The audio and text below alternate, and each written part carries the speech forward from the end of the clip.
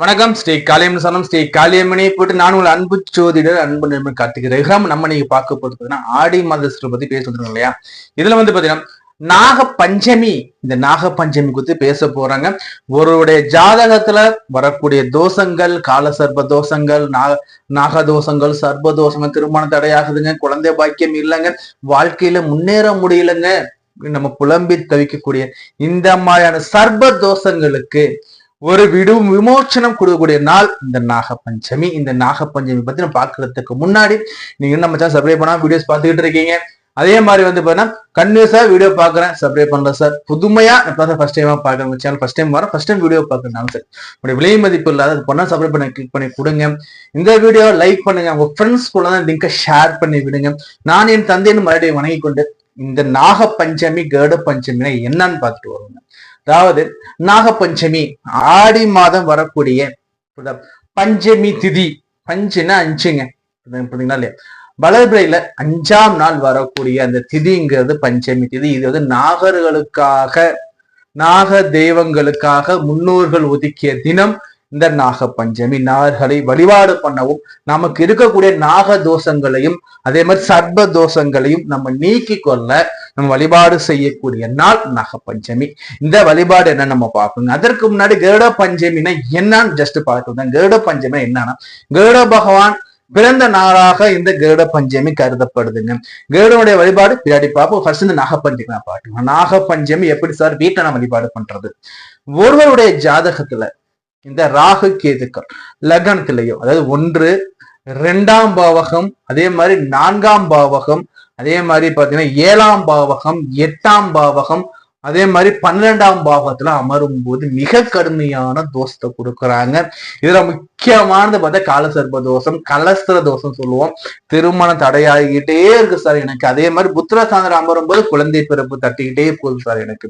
இது மாதிரியான சாபங்கள், சாபக்கேடுகள் எப்படி சர்ப்பங்களால வரக்கூடிய இந்த மாதிரியான தோஷங்களை நீக்கி கொள்றதுக்கு ஒரு மிகப்பெரிய வரப்பிரசாதம் நாக பஞ்சமி. இது மட்டுமல்லங்க, கால சர்ப்ப தோஷம்னு ஒண்ணு இருக்குங்க. இந்த கால சர்ப்ப தோஷம் நம்ம முன்னேறவே விடக்கூடாது. ராகு கேதுக்களுக்கு இடையில பாம்பின் உடலுக்குள் அனைத்து விதமான கிரகமும் அமருவது நமக்கு கால சர்ப்ப தோஷம். இந்த தோஷத்தையும் கொடுக்கிறது இந்த சர்ப்பங்கள் என்பதை மறக்க கூடாது. நம்ம சர்ப்பங்களுக்கு கொடுக்கக்கூடிய இன்னல்கள் இப்போ ஓகேங்க. இதே பண்டைய காலத்து நம்ம தாத்தா கூட்டன் முப்பாட்டம் போகும்போது பாத்தீங்கன்னா வயல் சார்ந்த வாழ்வாதாரங்கள் தான். வீடுன்னு பாத்தீங்கன்னா நம்ம பாத்தீங்கன்னா பில்டிங் எல்லாம் இருக்காது, கூரை வீடா இருக்கும், வீட்டு சுத்தி காடுகள். அப்போ பாத்தீங்கன்னா பாம்புகள் வரும், சர்ப்பங்கள் வீட்டுக்குள்ள போற வாய்ப்புகள் உண்டு. அப்ப என்ன பண்ண, தெரிஞ்சோ தெரியும் நமது பாதுகாப்பு பாம்பு அடிச்சிருவோம். அதே மாதிரி வயல ஏர் உழவு செய்யும் போது சேத்துல மாட்டு சில பாம்புகள் இறந்துவிடும். இதெல்லாம் தோஷமாக குற்றமாக அமரும். அதாவது இப்படி தெரிஞ்சோ தெரியாமலோ நாம் சர்ப்பங்களுக்கு இழைத்த தீங்குகள். சோ இந்த தீங்குகளை எப்படி சார் நான் நாக பஞ்சமில வழிபாடு பண்றதுன்னா, நம்ம வீட்டுல இருக்கக்கூடிய சிறிய நாகர் சிலை, ஒரு பாம்பு சிலை வீட்டுல இருக்குங்க. எல்லாரும் ஆல்மோஸ்ட் வச்சிருப்பாங்க. இதுலயும் பாத்தீங்கன்னா பஞ்சலோகம் அல்லது பித்தளை ஃபர்ஸ்ட் ப்ரிஃபரன்ஸ். இதற்கு அடுத்து பார்த்தா வெளியில இருக்கக்கூடிய அந்த நாகர் சிலை. இந்த நாகர் சிலைக்கு என்ன பண்ண, சுத்தமான பசும்பால் அபிஷேகம் பண்ணுங்க. அபிஷேகம் பண்ணிட்டு அந்த பாம்பு சிலைக்கு என்ன பண்ணுங்கன்னா மஞ்சள் குங்கும பொட்டுக்கள் வச்சு மலர்கள் போடுங்க, பூக்கள் போட்டு வழிபாடு பண்ணுங்க. நிவேதியத்துக்கு பால் அபிஷேகம் பண்ணிட்டு ஒரு கிளாஸ் பால் வைங்க. பால் வச்சுட்டு என்ன பண்ணுங்கன்னா அந்த நாகத்துக்கு மலர் என்னென்ன மலர் போலாம்னா, ஃபர்ஸ்ட் நம்ம சொல்லக்கூடியது செவ்வரி மலர், செம்பருத்தி மலர், அதே மாதிரி வாசனை நிறைந்த மலர்களெல்லாம் அபிஷேகம் பண்ணிட்டு போறேன், அலங்காரம் பண்ணிட்டு பால் அபிஷேகம் எல்லாம் பண்ணி அலங்காரம் பண்ணிய பிறகு வீட்டுல எல்லாரும் என்ன அப்படியே கை கூப்பி கும்பிடுங்க. அம்மா நாகம்மா, நாகதேவரே, நாங்க தெரிஞ்சோ தெரியாமலோ, நானோ சரி, என் குழந்தைகளோ சரி, என் முன்னோர்களோ சரி, உங்களுக்கு என்ன பாவம் செய்திருந்தாலும் தீங்கிழைத்தல் எல்லாவற்றையும் மன்னித்து எங்களுக்கு இருக்கக்கூடிய திருமண தடைகள், குழந்தை பாக்கிய தடைகள், வாழ்வியல் முன்னேற்ற தடைகள் அனைத்தையும் நீக்கி எங்களுக்கு பரிபூர்ண ஆசையை கொடுத்து காவலாக நின்று காத்து ரட்சிங்கம்மான்னு கேளுங்க. இதை கேட்ட பிறகு என்ன சார் வேற என்ன சார் நான் பண்ணலாம்? ஆலயத்துக்கு போகும். இது வீட்டுல எளிமையா பண்ற மாதிரி சார். ஆலயத்துக்கு எப்படி சார் வழிபாடு பண்ணலாம்? ஆலயத்துக்கு போனீங்கன்னா அங்க மரத்துக்கு அடியில பார்த்தீங்கன்னா நாகர் சிலைகள் இருக்கும்.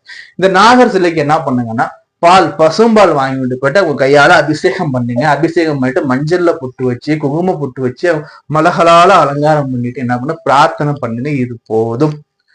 அதே மாதிரி ஆலயங்கள் எங்கெல்லாம் சார் நீங்க சிறப்பான ஆலயம் சொல்றீங்கன்னா, திருப்பாம்புரம் திருநாகேஸ்வரம் ரொம்ப சிறப்பு வாய்ந்ததுங்க. அதாவது திருப்பாம்புரங்கிறது பாத்தீங்கன்னா அனைத்து விதமான நாக தேவதைகளுக்கும், நாக கன்னிகளுக்கும், நாகங்களுக்கும் நீங்க பரிகாரம் செஞ்சு வழிபாடு பண்ணக்கூடிய ஸ்தலம்ங்கிறது பாத்தீங்கன்னா திருப்பாம்புரம். இங்கதான் பாத்தீங்கன்னா சிவன் பாத்தீங்கன்னா நாகருக்கு அருள் வழங்கிய ஸ்தலமாக இருக்குங்க. சோ அப்படி இருக்கும்போது இந்த திருப்பாம்புரம் போயிட்டு வழிபாடு பண்ணிட்டு வரலாம். அதே மாதிரி திருநாகேஸ்வரம் போயிட்டு ராகு பகவான வழிபாடு பண்ணிட்டு வரலாங்க. இது பாத்தீங்கன்னா நாக பஞ்சமி, இது நம்ம பண்ணக்கூடிய நாக தோஷத்தை நீக்கி கொள்ளக்கூடிய மிக உன்னதமான வழிபாடுகள். இதே இல்லாம கருட பஞ்சமி சொல்றீங்களே சார், இதுல என்ன சார் பண்ணலாம்? கருட பஞ்சமிங்கிறது பாத்தீங்கன்னா ஒரு சகோதரி தன் சகோதரனுக்காக வேண்டி விரதம் இருக்கக்கூடிய நன்னாள்ங்கிறது பாத்தீங்கன்னா கருட பஞ்சமிங்க. இப்ப அக்கா தம்பியோட முன்னேற்றத்துக்காக அவங்க வழிபாடு செய்யலாம், தங்கச்சி அண்ணோட முன்னேற்றத்துக்காக வழிபாடு செய்யக்கூடிய நாள்ங்கிறது இந்த கருட பஞ்சமிங்க. அதே மாதிரி பாத்தீங்கன்னா தொழில்ல முன்னேறணுங்க, அதுக்கு வழிபாடு பண்ணலாம். ஒரே எதிரி பயமா இருக்குங்க, பக்கத்து வீட்டுக்காரன் சண்டை போடுறான், ஈத்த வீட்டுக்கார சண்டை போடுறான், சுத்தி எனக்கு பகைவரா இருக்காங்க, என்னால வெளிலையே போக முடியலங்க, எனக்கு பகை ஒழியணுங்க, என் பகைவரெல்லாம் நான் அவன் ஜெயிச்சு முன்னேறணுங்க, பகை ஒளிய வழிபாடு செய்யக்கூடிய நாள் இந்த கருட பஞ்சமியில நீங்க வழிபாடு பண்ணி அந்த வழிபாடுகள் செய்யும் போது இந்த பகை நீங்கப்படுங்க. அதே மாதிரி பாத்தீங்கன்னா பெருமாள் ஆலயத்துக்கு கூட அந்த கருட பகவான வழிபாடு பண்ணுங்க. இந்த நாள்ங்கிறது பாத்தீங்கன்னா கருடனுக்கு எப்படி கருடன்கிறது பாத்தீங்கன்னா பெரிய பாதம்னு சொல்லுவோம். ஏன்னா அவருடைய பாதம் நம்ம சிரசு மேல படுறது மிகப்பெரிய புண்ணியம். ஏன்னா எம்பெருமான் நாராயணனுடைய திருவடிகளை சுமக்கக்கூடிய பாக்கியம் அந்த கருட பகவானுக்கு மாத்திரமே இருக்கல்லவா. சரி, அதே மாதிரி உங்களுடைய வாழ்வியல் சுமைகளை போக்கு கொள்ளக்கூடிய நாளும் பார்த்தா இந்த கருட பஞ்சமி அமையுங்க. அதே மாதிரி இந்த கருட பஞ்சமியில பாத்தீங்கன்னா பயம் இருக்குங்க, எனக்கு வாகனம் பயம் இருக்குங்க, வண்டி வாகனம் பயமும் இருக்குங்கன்னா உங்களுடைய அந்த வண்டியோட சாவி என்ன பண்ணனா உங்க வீட்டுல இருக்கக்கூடிய பெருமாளுடைய புகைப்படம் இருக்கா, அது எடுத்தீங்கன்னா கருடன் இருப்பான். கருடனுக்கு வலது பக்கம் வச்சு நீங்க வழிபாடு பண்ணி எடுத்துங்க, அமர்க்களமா இருக்கு. இன்னொன்னு சொல்றேன் பாருங்க, உங்க வீட்டுல கருடன் போட்டா இருக்கா, பெருமாள் கூட கருடன் இருப்பார். அவருக்கு வீட்டுல எப்படிதான் வழிபாடு பண்ணலாம்னா போட்டாவை எடுத்துக்கோங்க, ஒரு மரப்பலகைகளை வச்சுக்கோங்க, பெருமாளோட இருக்கும்போது துளசி மாலை அவருக்கு போடுங்க. துளசி மாலை போட்டுட்டு அவருக்கு வலது பக்கம் பாத்தீங்கன்னா ஒரு 10 அல்லது 9 ஒத்தப்படையிலும் சரி, எப்படி செஞ்சா சரி, ஒரு முடிச்சு போட்ட கயிறை எடுத்து வைங்க. கயிறு வச்சு அவருக்கு வழிபாடு பண்ண கயிறு கையில கட்டும் போது உங்களுக்கு பாத்தீங்கன்னா பயம் நீங்கிடும். வாகன பயத்துக்கு என்ன பண்ணுங்க, வண்டியோட சாவி வலது பக்கம் வச்சு வழிபாடு பண்ணுங்க. நம்ம என்ன பண்ணலாம்னா 10 முடிச்சோட போட்டு வச்சோம், 10 முடிச்சு போய் கையில கட்டு ஒத்தப்படையா வந்துடும், 11 முடிச்சாடு இல்லைங்களா. சோ அது மாதிரி வச்சு கையில கட்டிக்கலாம், பயம் நீங்கும். வாகன பயம், விபத்து பயமும் நீங்கும். இது கருட பஞ்சமிக்கு நம்ம வீட்டுல வழிபாடு பண்ணக்கூடிய முறை. அதே மாதிரி ஆலயத்துல போயிட்டு பெருமாள் சேவிச்சுட்டு வரும்போது பெருமாள் கூட எப்பவுமே கருடன் இருப்பாரு இல்லைங்களா. சோ இந்த நாக பஞ்சமி கருட பஞ்சமி தவற மட்டும் விட்டுறாதீங்க. உங்களுடைய சர்ப தோஷங்கள் நீங்க இறைவன் கொடுக்கக்கூடிய மிகப்பெரிய அருப்பிரசாதம்ங்கிறது பாத்தீங்கன்னா இந்த ஆடி மாசம் வரக்கூடிய வளர்பில வரக்கூடிய இந்த பஞ்சமி தீதிங்க. மறந்துடாதீங்க. இந்த வீடியோ ஃப்ரெண்ட்ஸ்க்கு ஷேர் பண்ணி விடுங்க. நம்ம சேனலை லைக் பண்ணுங்க, சப்ஸ்கிரைப் பண்ணுங்க. நம்ம தொடர்ந்து பேசிக்கிட்டே இருக்கோம். நன்றி, வணக்கம்.